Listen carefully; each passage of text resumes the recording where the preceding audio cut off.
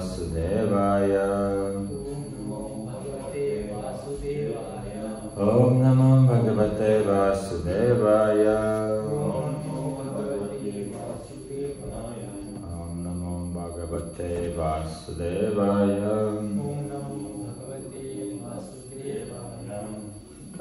Mēs lasām Šrimad Bhagavatam 7. dziedājumu 8. nodaļu, 53. pantu. Yes, English. Yeah, I would need an English book from. Oh, you I need English book. Viņš citādi saprot. I need English book, yeah. Yeah, I'll give it back. Nodaļa saucas Kungs nogalina dēmonu valdnieku. 53. pants. Šrikim Purušā Uču. Vajam Kim Purušā Tvam Stu. Mahapurusha Ishvara. Ayaku Purusho Nashto. Dikrita Sadubhiryada.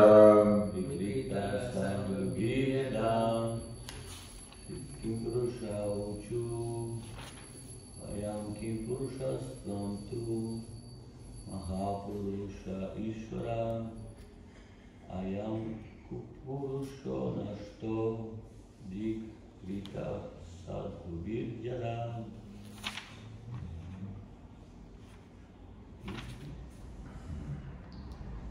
Kim Purušā Uču. Kim Purusha Lokas iedzīvotāji teica. Vajam. Mēs. Kim Purusha Lokas iedzīvotāji. Jeb nenozīmīgas dzīvās būtnes. Tvam, tavu augstību. Tu, tomēr. Mahapurusha, Dieva augstākā personība. Īšvarā, augstākais kontrolētājs. Ajām, šis. Kupurusha, visgrēcīgākā persona, Hiranyakashipu. Naštā, nogalināts. Dikritā, nolādēts. Sādubīr, no svētajiem.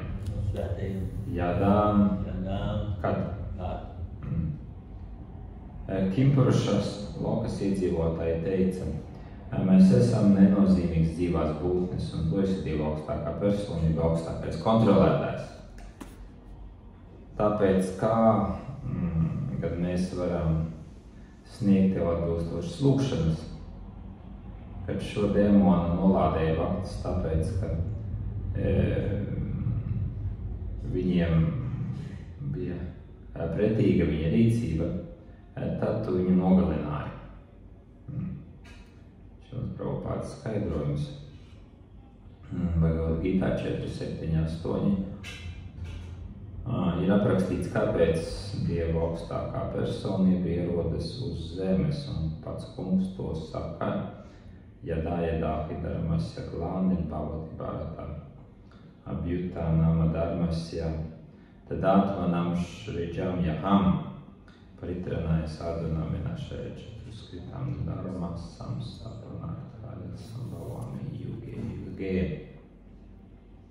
Lai kad ir reliģijas principu pagriemums, un kad pamatā valda nereliģiozitāte, tajā laikā es ierodos pats, lai atbrīvotu dievbijīgos un iznīcinātu ļaundarus, kā arī lai atkal nodibinātu reliģijas principus, es atnāku pats 1000 gadu pēc 1000 gadus.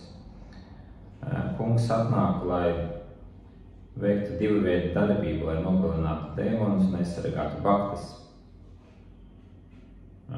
Kad baktām dēmoni rada pārāk lielas ciešanas. Kungs noteikti parādās dažādās inkarnācijās, lai dotu Bhaktām aizsardzību. Bhaktas sepo Prahlādas Maharāģas. Bhaktas, kas sepo Prahlādas Maharāģas pēdās, viņam nevajadzētu uztraukties par nebaktu demoniskām darbībām. Tā vietā viņam vajadzētu turēties pie patiesu kunga kalpa principiem un būt pārliecinātiem par to, ka demoniskās aktivitātes, kas ir vērstas pret viņiem, nevarēs apstādināt viņu garīgo kalpošanu. Omagāni verandas jāgāna žānišokajāčaks un tam jānātasmai Šrī Guruvē namā. Šrī Chaitanya Manavishtam Stapitam Yena Bhutale Svayam Rupam Namagāna Dadāti Svarapadantikam Jai Šrī Krishna Chaitanya Prabhu Nityananda Šrī Advaita Gadadhara Shiva Sati Gaura Bhakta Hare Krishna, Krishna Krishna, Hare Hare, Hare Rama, Rama Rama, Hare Hare.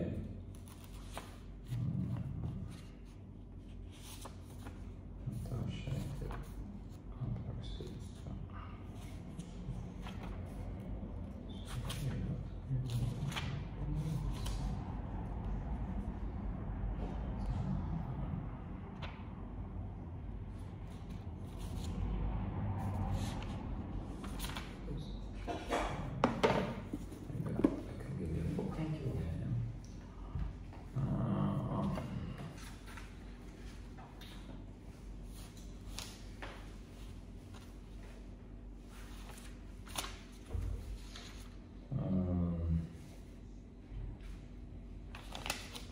Šeit vēlreiz tiek apstiprināts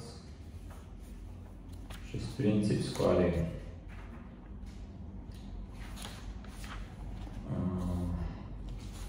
par to, ka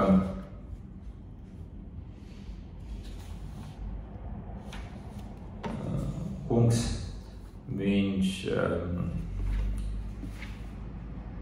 kādā noteiktā brīdī iejaucās šī visuma darbībā. Kādreizēm ir šī ideja par Dievu kā tādu traku pulksteņu meistaru, kas ir uzvilcis kaut kādu pulksteņu mehānismu. Viņš viņu tā palaiž.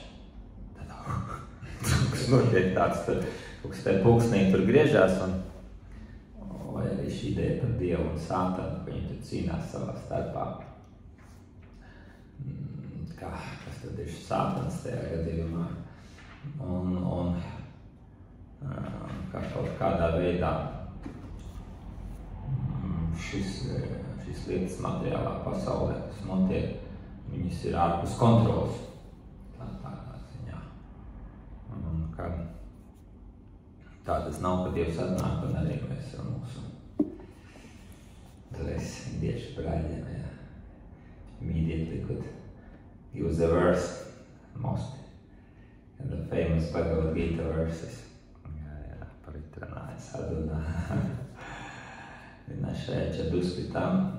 Katrā ziņā Bhagavad Gita šie panti yatāja dāhi dharmasya glānir bhavati bharatā. Ka kad vien dharmas principi tiek pārkāpti, tad atnāk kungs un viņš mūs un viņš izglābi bhaktas. Protams, katru bhaktas vēlu, lai Krishna mums palīdzētu, kad mēs tādā vai citādā veidā šajā pasaulē, kas bieži vien ir pietiekami traka, vai tā teikt, tādā ziņā, ka lietas, kas notiek, balstoties uz šo ideju to, ka nav Dieva un mums jābauda pašiem, viņām ir tendence galu galā novest pie pietiekami, kā saka, ārprātīgām demoniskām aktivitātēm. Pat ja sākotnēji tā tas nebija domāts. tās valstis var paņemt pašu Sīriju, kā piemēram, ja, teiksim, cīnās par varu. Kad viens gribētu baudīt, otrs gribētu baudīt, un katram no viņiem it kā tas nodoms vienā ziņā nav slikts, kas es tur, tā saka, piemēram, ar mums būs labāk, mēs tur uzturēsim kārtību un visi dzīvos labi, un kā, bet galu galā viņiem sadroties savā starpā, rodas, kā saka, viens ir sevis vēl otru, trešo un ceturto, un beigās tas, kas notiek apkārt, tas ir vieta, kur absolūti praktiski nav iespējams dzīvot, tāpēc ka šī dzīve ir ļoti nožēlējama un ciešana pilna.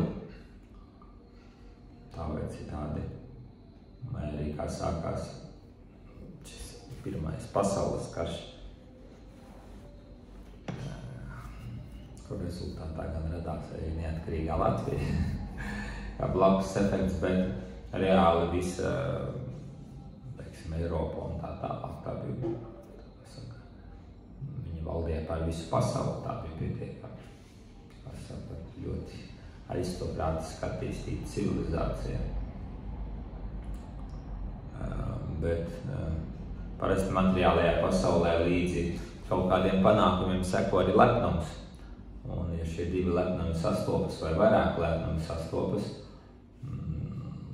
tad brīdī, ka manu lepnumu nenovērtē, man rodas dusmas un dusmas, kas aiz dusmām pieaug dusmas šajā pasaulē. Ka šī demoniskā aktivitāte, pat ja viņa nebija iecerēta tādā veidā, ar šādām sekām, tad galu galā, lai panāktu savu mērķi, šie likmes tiek celtas aizvien augstāk un augstāk. Un kaut kurā brīdī ir uzvara par visu, par katru cenu. Un gala rezultātā, kā saka, šī vieta kļūst par, šī pasaule kļūst par vietu, kur praktiski nav iespējams kāda normāla pastāvēšana tā vai citādi. Saka, jau tagad pašais pandēmijas laikā tik daudz dažādas neētības. Tas, kas varēja notikt, nevar notikt un tā tālāk, bet tas jau vēl nav karš. Raķetes uz galvas nekrīt un, kā saka, te dzīvo mājā un pēc 10 sekundēm tiek izšauta raķete un viss uziet gaisā, viss ar visu, kas tur ir, varbūt cilvēki, kādu desmitiem un dzīvojuši un pēkšņi tajā vietā ir grūši kaudze, no kuriem vajag, ko saka, līķu daļas spilgt laukā vai kaut ko tādu, tas, kā saka, kas to pats nav pieredzējis, tas tā diezgan attālināti izskatās, bet uz vietas tas, protams, šīs demoniskās aktivitātes, viņas tiešām rada ļoti lielas ciešanas, objektīvi raugoties, vai arī, kā pašlaik uz zemes kopumā, mēs redzam ar visām klimata izmaiņām un tā tālāk, kaut kas mainās, un visi šīs dabas katastrofas, kas gāžas virsū, viņas arī ir viņām kāds pamats tā vai citādi šī ķēde, kā rezultātā šīs izmaiņas notiek. Un šis Krišnas solījums Bhagavad Gītā ir tāds, ka galu galā viņš iejaucas kādā brīdī. Viņš saka, jebkurā gadījumā, lai kas nebūtu pat ja ir grūti pacietieties vienā brīdī, ja tiešām tas kļūst neiespējami grūti, tad Krišna atnāks. Tā vai citādi. Un vienmēr ir šis jautājums par to, kāpēc gan tomēr, ka Krišna apsola, ka viņš atnāks, tomēr, kāpēc šis ļaunums var pastāvēt. Mēs varam redzēt, ka tagad kaut kas notiek slikts pasaulē, bet kur ir Krišna? Kāpēc viņš neatnāk tagad pat vai kā kā tur tas trakā situācija, kas bija Dienvidāfrikā, kur baktām pat templī nācās. Tur visām baktām evakuēties un kaut kā Krišnas svētību gluži te laupītāji un bandītu bari, kas visu grāvu un dedzināja, līdz pašam templim nenonāca, bet daudzi arī meta kvazi Zulu un Natālu tajā provincē, tur viss, kas tur notika, aizstāvot kaut kādu cietumā iesēdinātu, korumpētu politisku līderi. Viss, kas tur notika, tas bija tāds diezgan ārprātīga situācija, un tur dzīvo daudz indiešu, un lielā mērā tas bija tā kā, parasti ir tādi, kā saka, kādi lielāku vai mazāku biznesu īpašnieki, vairāk tā kā organizēti, un lielā mērā visa šī vardarbība un laupīšana bija vērsta tieši priekš viņiem. Kaķņiem nolaupīt, ja trāpās pie rokas arī nosist, tādā ziņā. Tā kā valstī, kur ir kā, neviens negaidīja, kaut kas tāds ir iespējams. Tā, lai kā nebūtu tur. Arī kaut kāda kārtība arī Āfrikā valda, bet to, ka tā pēkšņi tas viss varēja uzsprāgt, un kāpēc šis jautājums pastāv, tas vienmēr ir šis jautājums, kā tas ir iespējams, kāpēc Krišna neiesaistās. Un šeit ir arī šis princips, tomēr, ka dzīvām būtnēm atrodoties šajā materiālajā pasaulē, tomēr tiek dota iespēja šī brīvās gribas iespēja. To, teiksim, ja mēs runājam par garīgo valstību un par to, ka mums vajadzētu būt garīgajā valstībā un ar mīlestību kalpot Krišnam. Grūti runāt par mīlestību, ja nav citas izvēles. Tādā ziņā, ka šī ideja par to, ka mīlestība ir mūsu brīva griba un ja kāds ir piespiests, tad pat ja viņš nosauc to par vārdu mīlestība, tā nav mīlestība. Mīlestība tā ir izvēle. Es varētu kaut ko nedarīt, bet aiz mīlestības es to izdaru. Tādā ziņā, ja man no citas izvēles tā ir verdzība. Vergs ir tas, kur nav runa par to, vai viņš mīl, vai viņš ienīst to, ko viņš dara, vai viņš mīl vai ienīst savu saimnieku. Vergs ir vergs, viņš vienkārši dara, ko viņam vajag darīt, un ne pa labi, ne pa kreisi. Nevar runāt par mīlestību, ja viņam nav nekādas izvēles. Pat ja viņš ar prieku to dara, tad tik un tā. Īsti nevar runāt par mīlestību, un tā arī Krišna mums šo iespēju dot materiālā pasaulē dzīvē būtnei pamēģināt. Un tāpat laikā arī ieraudzīt šīs sekas. Teiksim to, ka šīs sekas nav ne labvēlīgas, ne citiem, un viss šis ļoti smalkais karmas salikums, ka neiedomājami sarežģītais. Kā tiek salikti kopā tās dvēseles, kurām ir vēlēšanās, teiksim, kaut ko ļaunu izdarīt, tāpat laikā ar tām dvēselēm, kurām tieši šajā brīdī vajadzēja, viņas jau tajā stadijā, ka viņam vajadzētu izjust sekas par saviem agrākiem darbiem. Šis karmas likums, kādā veidā karma izpaužās. Ja to padomā, kā to saprogrammēt kopā, tas ir neiedomājami sarežģīti. Tāpat laikā pieļaujot to, ka katram no šiem ļaundariem tāpat laikā vēl pastāv, jebkurā pēdējā brīdī izvēles iespēja to darīt vai nedarīt. Tā vai citādi, kā vienmēr, jebkurā gadījumā kāds rīko kādus svētkus, kurā var cilvēki vai nu ierasties, tīpaši vai neierasties, cik gatavot, ko gatavot, uz cik cilvēkiem. Ja pēkšņi atnāks vairāk, vērtāks mazāk, tas ir ļoti grūti plānojums, un nemaz nerunājot par to, kādā veidā tiek saplānota visa šī materiālā pasaule. Bet tā vai citādi šī izvēles iespēja tiek dota. Šī izvēles iespēja tiek dota, un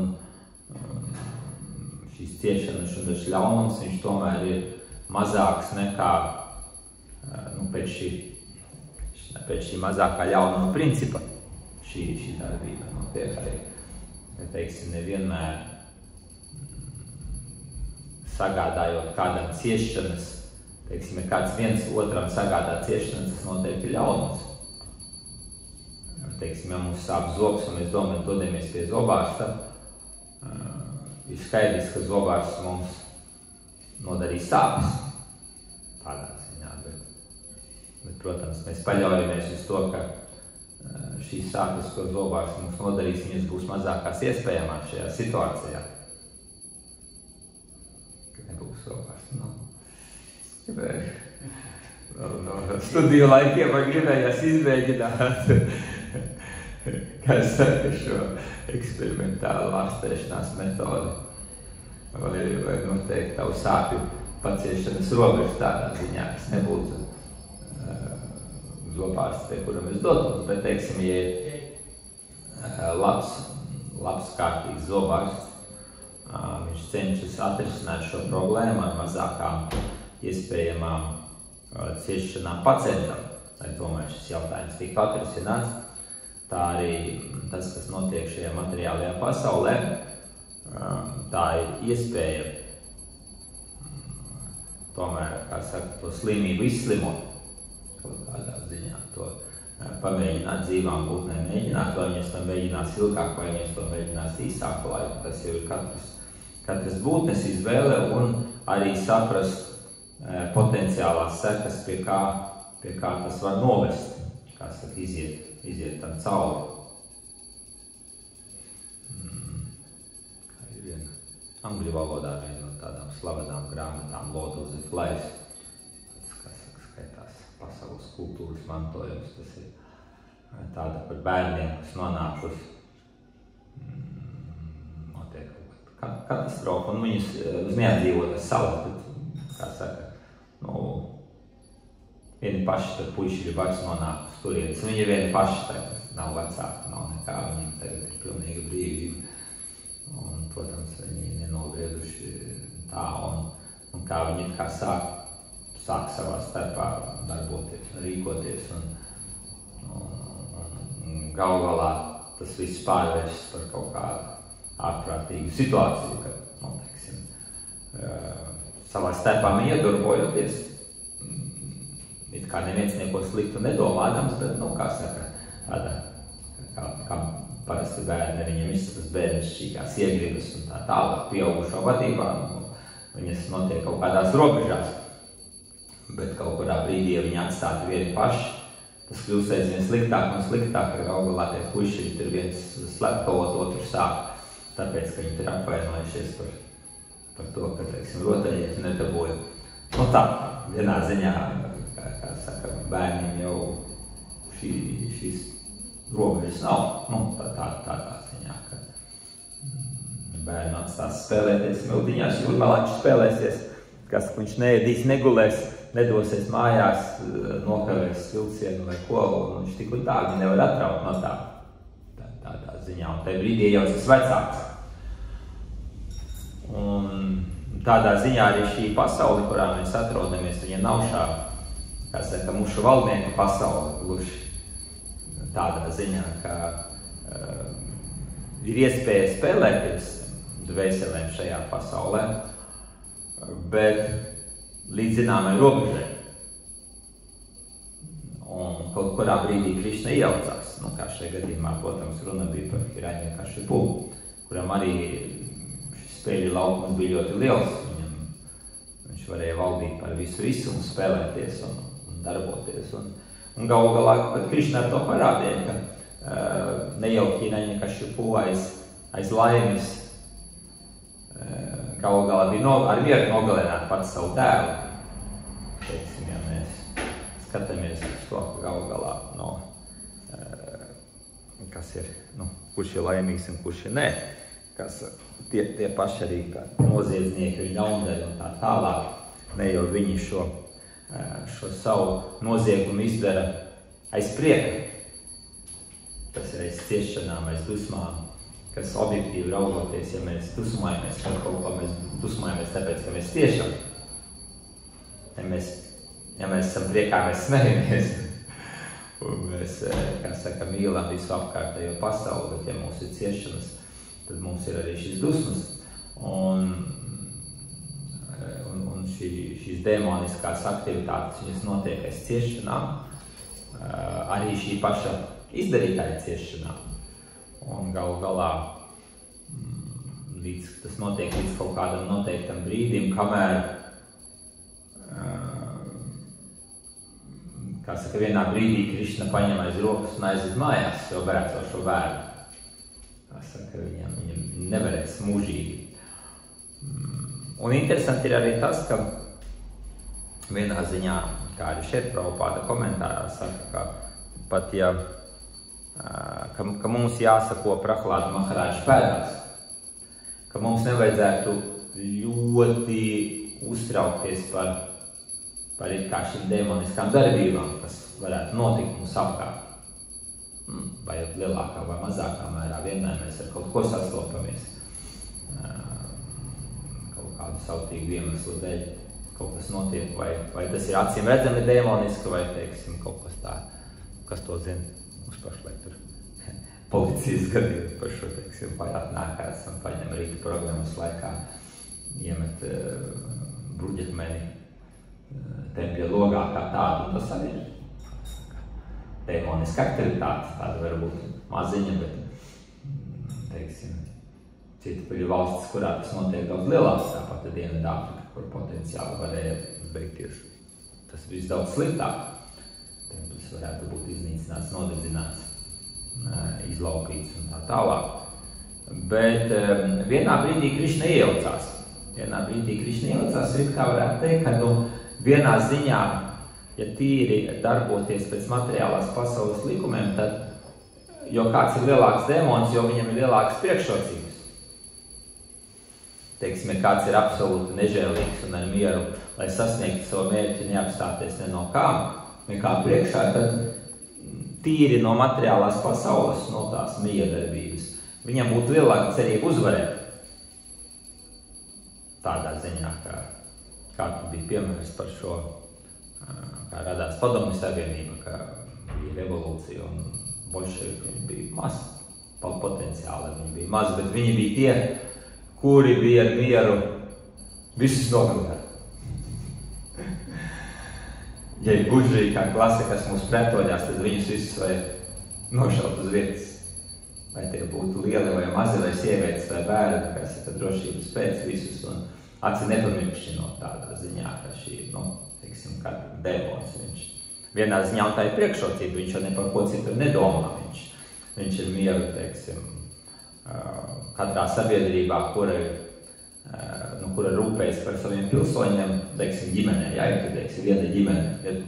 viena ģimene, kurā ir, teiksim, kāds slims vecs cilvēks, jā, vieni par viņiem rūpējas, jā, otri viņus vienkārši, kā saka, uzlīcina Daugavā, noteiktā vecumā. Tādā ziņā. Līdz ko tu vairs nenes ienākumu ģimenē tevi izmet ārā, jā, tādā ziņā. Tehniski raugoties, tā otrā ģimene viņai grib dzīvot būs vieglāk. Tā, tehniski raugoties. Tas nenozīmē, ka viņi būs laimīgāki, bet, varētu tā pateikt. Tā arī tehniski raugoties, pieņemsim, demons, kurš ir absolūts demons, viņam vajadzētu uzvarēt, jo viņš nekā priekšā neapstāsies. Tā. Un Krišna šajā gadījumā, viņš mūs arī mierina, viņš saka, neuztraucieties. Šis demons, viņš var darboties līdz kaut kādai noteiktai robežai, bet vienā brīdī, teiksim, pat ja tehniski raugoties, jo demons arī Hiraņika šajā gadījumā, viņš sekoja materiālās pasaules likumiem līdz kaut kādai robežai, un tā spēlējot ar viņam veicot kādas milzīgas saskaļas, un ar tādu domu, ka viņš veiks tik lielas saskaļas, ka viens viņam vispār nespēs pretoties, kas viņa gadījumā arī bija taisnība. Bet Krišna atnākot kā simtgadēju, viņš parādīja, ka šie likumi, viņi ir zināmā mērā fikcija, tādā ziņā, ka viņi ir domāti kā spēļi, tāpat kā spēļu laukums ir fikcija, teiksim, ir notiek spēle, teiksim, visi spēlē tur futbolu pēc kaut kādiem noteiktiem noteikumiem un tā tālāk uzvarētāji un zaudētājs, bet ja kaut kurā brīdī viņi klubs vienam virsū ar dūrēm un saka, grib uzvarēt un piekaut ienaidnieku, kādiem pretinieka ienaidnieku komandu, tur Tokijas olimpiskās spēlēs. Uzreiz izskries policija un viņus apstādinās, visa šī spēle beigsies. Tādā ziņā, tā arī šajā materiālajā pasaulē.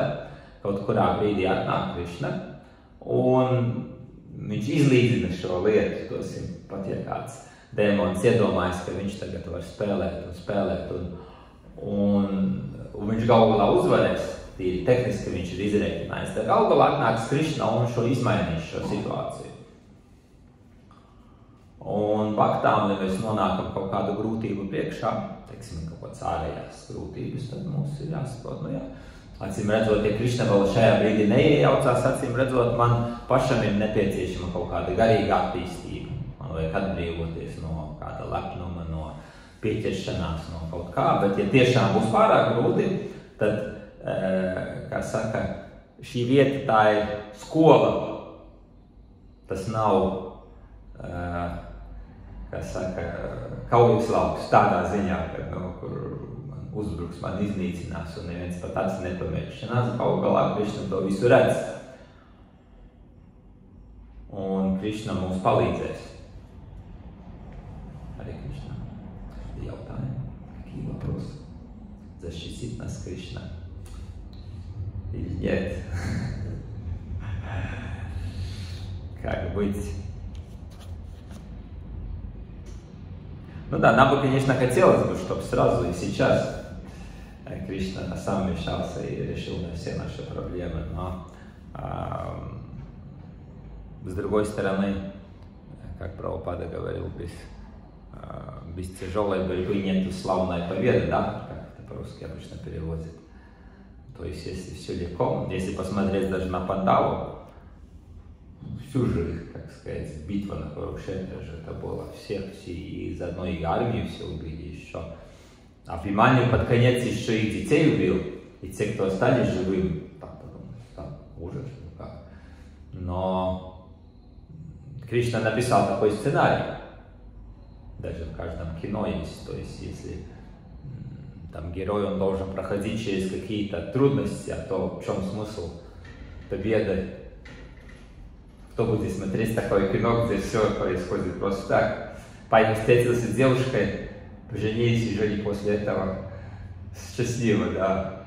Самый скучный сценарий, никаких препятствий, все. А Ромео и Джульетта там, препятствия, такие препятствия, там, но любовь все побеждает.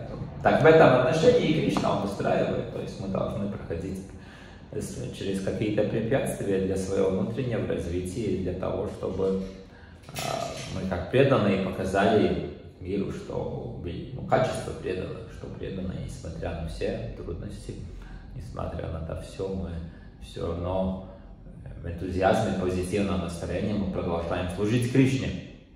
А в то же самое время обычно люди, как только они сталкиваются с какими-то трудностями, они все равно или гнев, или там отчаяние, там депрессия, там и так далее. Самоубийство, алкоголизм и все это остальное, это в конце концов тоже какая-то негативная реакция на то, что происходит вокруг человека, это его решение такое. Мы как преданные должны показать, что мы тоже сталкиваемся, может быть, с похожими трудностями, но мы по одному реагируем, а все реагируют по-другому. Что мы выходим, танцуя на Харинаму, да, а другие жалуются, насколько трудная жизнь. Хорошо, Харе Кришна, Гранта Раджа Шримад Бхагаватам Ки.